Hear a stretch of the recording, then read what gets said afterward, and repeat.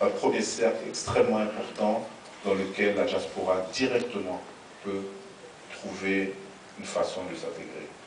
Premièrement parce que c'est un cadre dans lequel ils vont se retrouver, c'est un cadre qui est élaboré à l'extérieur. Deuxièmement, encore une fois, il faut parler de choses réelles et concrètes. C'est une structure qui a bénéficié de salaires hors cadre. Et je ne peux pas forcément demander à tout le monde de faire un sacrifice par rapport à leur famille. C'est une structure d'accueil qui va permettre également d'avoir des salaires compétitifs par rapport à ce que vous avez ici au Canada ou autre part.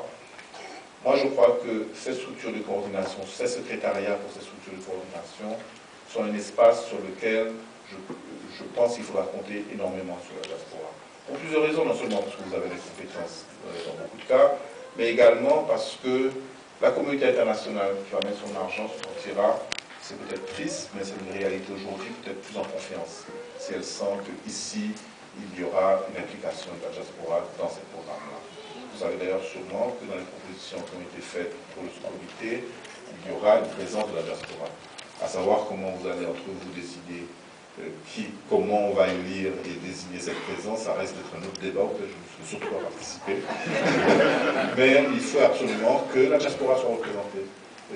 Avec son droit de vote, ça se discute encore, mais il faut qu'elle soit représentée pour que ce qui se fasse en Haïti soit, que vous soyez concernés par ce qui se fait en Haïti.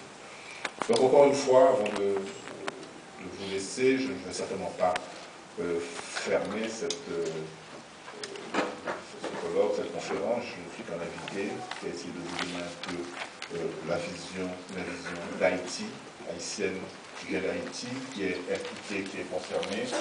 Je veux simplement surtout vous remercier d'être là, vous remercier d'avoir travaillé pendant ces 2 jours aussi intensément, comme on l'a dit, de longues heures, essayer de comprendre mieux, d'expliquer mieux, d'apporter des solutions. Je voudrais vous remercier de nous avoir associés à cette réflexion, moi-même et les membres de mon gouvernement. Je voudrais vous remercier surtout de donner notre image d'Haïti.